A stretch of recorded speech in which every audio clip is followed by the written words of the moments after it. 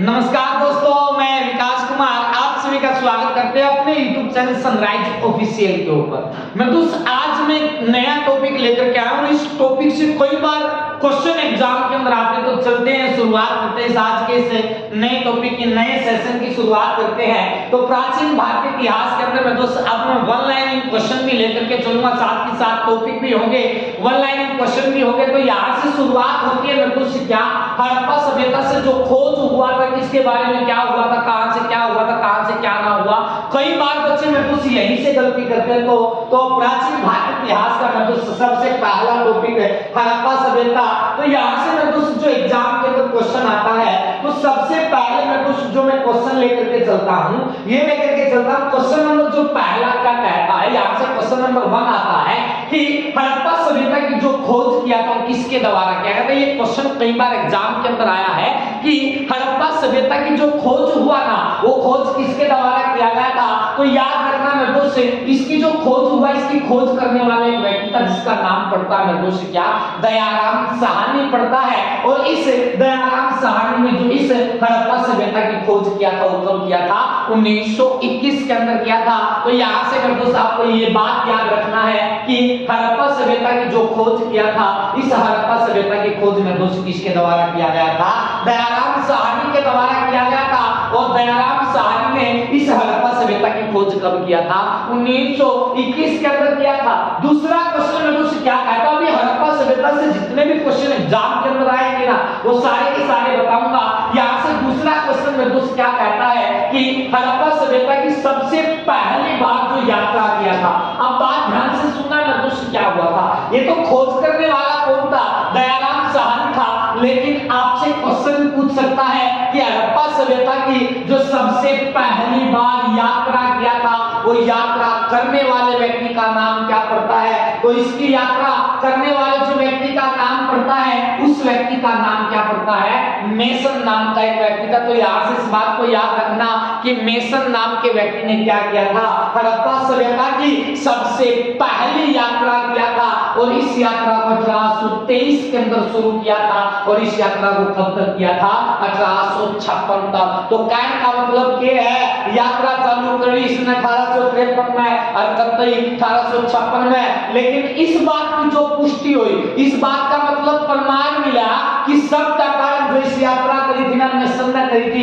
इस बात की पुष्टि कब करी गई थी, 1921 में। हाँ, यह बात सच्ची है, सबसे पहला हड़प्पा सभ्यता की खोज किसने, मतलब यात्रा किसने करी थी, मेसन ने। लेकिन खोज करने वाला कौन था, दयाराम साहनी कब किया था, 1921 के अंदर। इसके बाद में दोस्त तीसरा क्वेश्चन क्या कहता है, पहले के अंदर तो मैं दोस्त क्या किया, यात्रा किया। लेकिन क्वेश्चन नंबर तीसरा भी बड़ा इंपॉर्टेंट क्वेश्चन आता है कि हड़प्पा सभ्यता की, उसने तो केवल मेसन ने एक बार यात्रा करी, लेकिन इस हड़प्पा सभ्यता की 2 बार यात्रा करने वाले व्यक्ति का नाम क्या पड़ता है। तो हड़प्पा सभ्यता की जो 2 बार यात्रा किया, तो उस व्यक्ति का नाम दोस्त क्या पड़ता है, खनिगम पड़ता है। और इस खनिगम ने पहली खोज तो करी थी कब, 1835 में, और दूसरी खोज कब करी थी, 1856 में। याद रखने की जरूरत नहीं कि 1835 1856, इतना याद रखियो। हड़प्पा सभ्यता की पहली खोज किसने करी थी, वह करी थी मेसन ने, यात्रा करी थी। दूसरी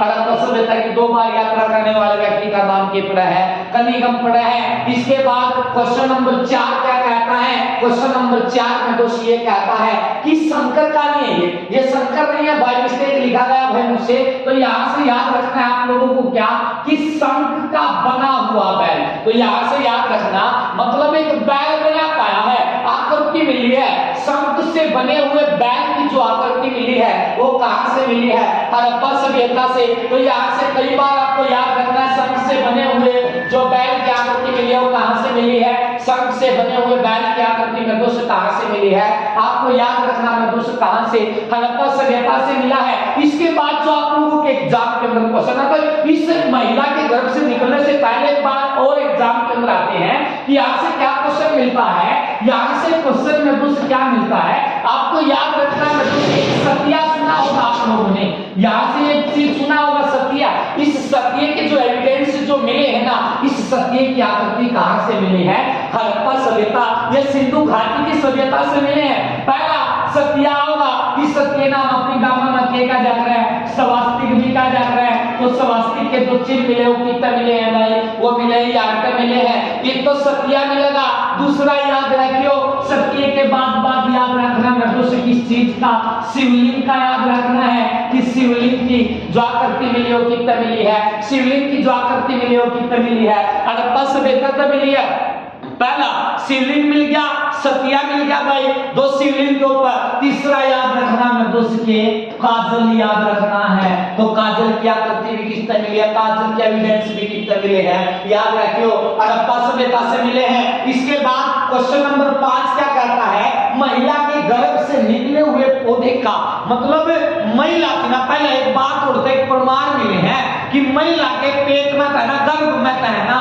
क्या आकृति के मिले हैं, पौधे का लिखना मिला है कि वह महिला के गर्भ तक पौधे का पत्ता निकला था, इसके एविडेंस कितने मिले हैं, हड़प्पा सभ्यता से मिले हैं। इसके बाद क्वेश्चन नंबर 6 क्या कहता है, R37 कब्रिस्तान मतलब कब्रिस्तान के एविडेंस मिले हैं, और उस कब्रिस्तान का मतलब ये है R37 कब्रिस्तान का नाम है, सावधान का जो पता कहां से लगा है, हड़प्पा सभ्यता से। क्वेश्चन नंबर 7 क्या कहता है, हड़प्पा सभ्यता किस नदी के किनारे स्थित है, हड़प्पा सभ्यता जो मानी जाती है किस नदी के किनारे मानी जाती है, रावी नदी के किनारे मानी जाती है। देखो यह बात आएगी स्वास्तिक के चिन्ह का मतलब कहां तक प्रमाण मिले हैं, हड़प्पा सभ्यता से।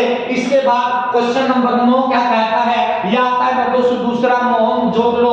मोहनजोदड़ो सभ्यता किस जिले के अंदर पड़ती है, मोहनजोदड़ो जो पड़ा है ना, यो पड़ागा पाकिस्तान के अंदर एक जिला पड़ा है, उस जिले का नाम पड़ा भाई ये लकराना जिला, और ये लकराना जिला जो पड़ता है कहां पर पड़ता है, पाकिस्तान के अंदर। क्वेश्चन नंबर 10 क्या, क्वेश्चन नंबर 10 क्या कहता है कि मोहनजोदड़ो का जो शाब्दिक अर्थ जो होता है वो क्या होता है, इसका मतलब होता है दोस्त क्या होता है, मृतकों का किला कहते हैं। इसके बाद इस मोहनजोदड़ो की खोज किसने किया था, क्वेश्चन नंबर 11 क्या कहता है, इसकी खोज करने वाला जो व्यक्ति था उसका नाम पड़ता है दोस्त क्या, राखल दास बैनर्जी पड़ता है, और इसकी जो खोज किया था वो कब किया था, सन 1922 के अंदर किया था।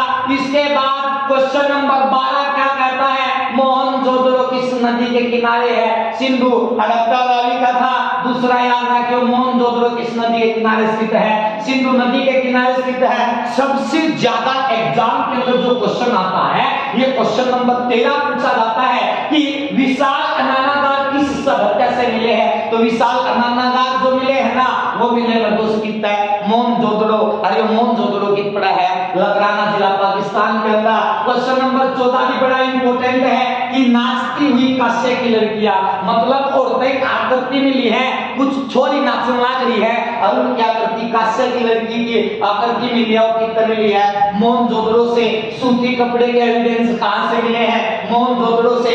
हाथी का कपाल एग्जाम में हुआ होगा, सीधा एक्सटेक वाले ध्यान से सुनियो, एसएससी जीडी वाले ध्यान से सुनियो, हाथी के कपाल के एविडेंस कहां से मिले हैं, मोहनजोदड़ो से। सूती कपड़े के एविडेंस कहां से मिले हैं, मोहनजोदड़ो से। नाचती हुई काश्य की लड़कियां कहां से, एविडेंस कहां से मिले हैं, मोहनजोदड़ो से मिले हैं। और इसके बाद क्वेश्चन आता है मधुमक्खी के छत्ते की आकृति कहां से मिली है, मतलब हमने मधुमक्खी का छत्ता देखा होगा, उस छत्ते के जो एविडेंस मिले हैं ना वो एविडेंस भी कितने मिले हैं, मोहनजोदड़ो से। बांसुरी के देखो सब बांसुरी याद रख लो, बांसुरी याद रख लियो, बांसुरी के प्रमाण कहां से मिले हैं, बांसुरी के प्रमाण मिले दोस्त कहां से, मोहनजोदड़ो से।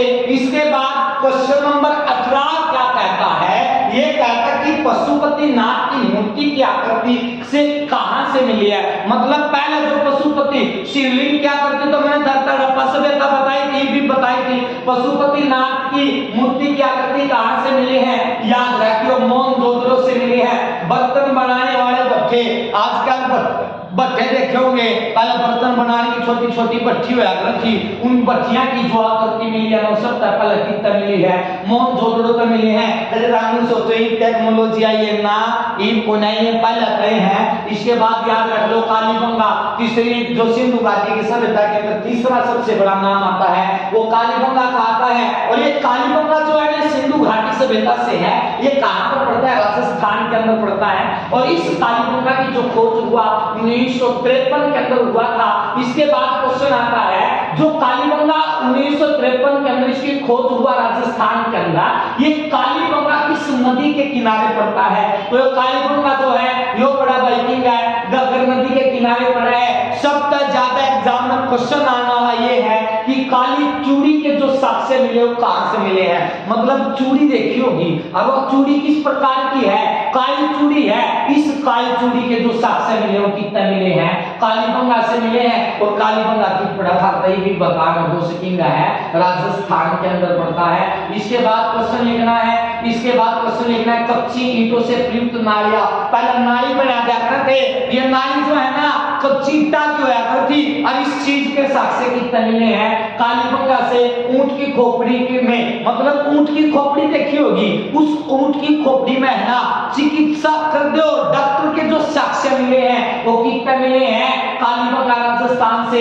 जादू टोना सबसे ज्यादा साक्ष्य कितने मिले हैं? जादू टोना, तंत्र मंत्र, भविष्यवाणी जितने भी साक्ष्य मिले वो कितने मिले हैं? कालीबंगा से। भूकंप के साक्ष्य कहां से मिले हैं? भूकंप धरती थर-थर कांपने लगी, तो इसके साक्ष्य भी जब मुंह देख लियो को तंत्र मंत्र विद्या कर जो भी करेगा तो उससे के काम लग जावा है, धरती काम लग जावा है। तो भूकंप के और क्या के भूकंप के साक्ष्य कितने मिले हैं भाई? भूकंप के भी कालीबंगा से।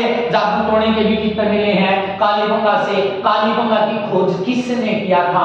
इसकी खोज करने वाले दो व्यक्ति थे, एक का नाम पड़ता है अमलानंद घोष के द्वारा, या इसके स्थान पर पहला नाम वाक्य और उसका नाम अमलानंद घोष मिलेगा, या एग्जाम के अंदर जो मिलेगा सीधा आपको याद रखना एक घोष के द्वारा। तो कालीबंगा राजस्थान में इसकी खोज करने वाले अमलानंद घोष थे या एक और घोष थे। इसके बाद क्वेश्चन नंबर 29 क्या कहता है? लोथल की पड़ा है। लोथल पड़ा गुजरात में भोगवा नदी के किनारे। देखो लोथल की गुजरात में 1955 में इसकी रंगनाथ राव के द्वारा इसकी खोज की गई थी। एक क्वेश्चन और याद रख लियो, लोथल जो गुजरात में पड़ा है ना, ये किस नदी के किनारे पड़ता है? भोगवा नदी के किनारे पड़ता है। भोगना पड़ेगा लोथल लाया में, क्या करना पड़ेगा? भोगना पड़ेगा लोथल लाया में। तो लोथल भोगवा नदी के किनारे गुजरात में 1955 के अंदर इसकी रंगनाथ राव के द्वारा इसकी क्या किया गया था? खोज किया गया था। इसके बाद इस लोथल गुजरात में हमने बेरा हुआ और है ना थोड़ा सा आयात निर्यात का ज्यादा साधन हुआ है, तो सबसे ज्यादा बंदरगाह के जो साक्ष्य मिले, मतलब तालाब के साक्ष्य मिले हैं वो कितने मिलेंगे? बंदरगाह के साक्ष्य लोथल गुजरात है, तालाब के सबसे ज्यादा साक्ष्य है लोथल गुजरात है। एक ही ताबूत से, मतलब के है एक ही ताबूत से जो दो डेड बॉडी के जो साक्ष्य मिले हैं वो कितने मिले हैं? लोथल गुजरात है। एक पत्थर पर पंचतंत्र की कहानी, पंचतंत्र की कहानी, और दूसरी तरफ चतुर लोमड़ी की कहानी के जो साक्ष्य मिले कितने मिले हैं? वो भी मिले हैं लोथल गुजरात है। 3-4 चीज बताई है, पहला बंदरगाह, दूसरा तालाब होगा, तीसरा एक ही ताबूत में 2 डेड बॉडी आएंगी, चौथी पंचतंत्र की कहानी और लोमड़ी की कहानी कितने मिली है? लोथल गुजरात है। छोटी छोटी नाव के साक्ष्य कितने मिले हैं? जिनका बंदरगाह होगा और तो के चलेंगी नाव चलेंगी, तो छोटी छोटी नाव के साक्ष्य कितने मिले हैं? लोथल गुजरात है। नापतोल की बात देखो, जिनका आयात निर्यात होगा सब कुछ होगा तो चीज नाप पे दी जाओगी, तो नापतोल की प्रणाली के साक्ष्य भी कितने दिए गए हैं? लोथल गुजरात से।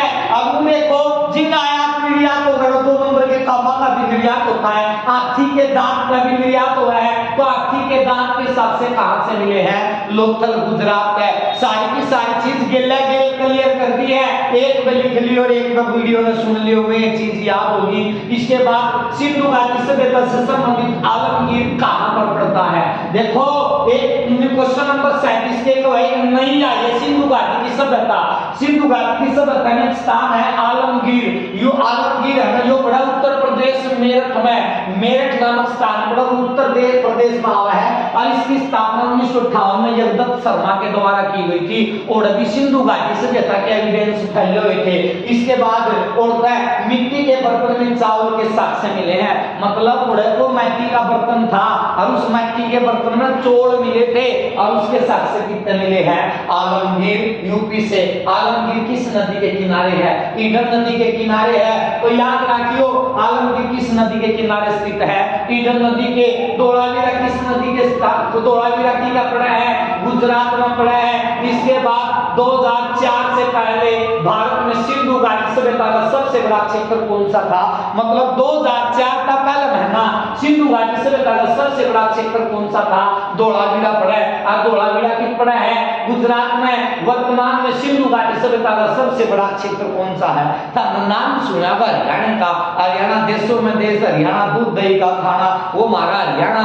तो यहाँ बात सुनियो, वर्तमान में सिंधु घाटी की सभ्यता का सबसे बड़ा जो पड़ा क्षेत्र पड़ा, राखीगढ़ी पड़ा, किस पड़ा है? वो हरियाणा के हिसार जिले में पड़ा है। धोलावीरा की खोज 1990 के अंदर किसके द्वारा की गई थी? रविंद्र सिंह बिष्ट के द्वारा की गया था। याद रखना, रविंद्र सिंह बिष्ट ने क्या किया था भाई? धोलावीरा की खोज किया था। धोलावीरा किस नदी के किनारे है? तो याद रखना मैं दोस्त, किस नदी के किनारे स्थित है? लूनी नदी के किनारे स्थित है। ऐसा क्षेत्र जो 3 साइड से नगरे से नवरत्न नगे व्याख्या हो, उसने के को है धोलावीरा। और धोलावीरा की है गुजरात में, लूनी नदी के किनारे है। पत्थरों से बना हुआ नेवला था, एक नेवले की फोटो मिली है। और वो नेवला जो था ना, पत्थरा का बन रहा था। और उसका एविडेंस कितने मिले हैं? धोलावीरा गुजरात है। इसके बाद क्वेश्चन नंबर 47 क्या कहता है? शुद्ध कोटंडा की खोज किसके द्वारा किया गया था? वो किया गया था 1965 से 1975 के बीच यज्ञदत्त शर्मा व जेपी जोशी के द्वारा क्या किया गया था? इसकी खोज किया गया था। और ये कहां पर पड़ता है?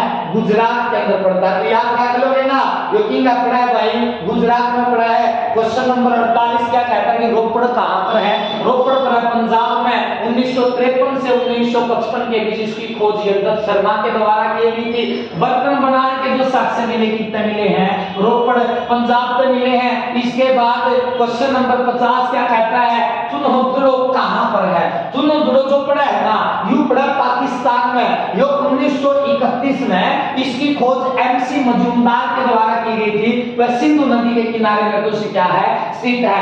यह सबका बड़ा इंपॉर्टेंट क्वेश्चन क्या है? लड़के से संबंधित है।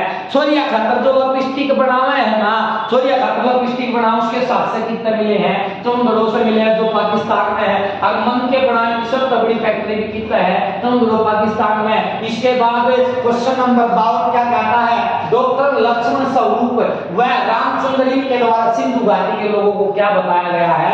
इनके द्वारा क्या बताया कि सिंधु घाटी के लोग के थे, आर्य थे। लेकिन क्वेश्चन नंबर 53 में क्या होगा? गोल्ड चाइल्ड ने सिंधु घाटी के लोगों को क्या बताया? सुमेरियन बताया कि ये सुमेरियन थे। राघवदास बनर्जी ने सिंधु घाटी के लोगों को क्या बताया है? द्रविड़ प्रजाति के बताया है। तो आज की इस वीडियो के अंदर में दोस्तों पूरा का पूरा ये आता है कि जो पूरा का पूरा सिंधु घाटी की सभ्यता के बारे में बताया गया। अगर आपको ये वीडियो अच्छी लगी तो हमारे चैनल को लाइक शेयर सब्सक्राइब जरूर करें। धन्यवाद। जय हिंद।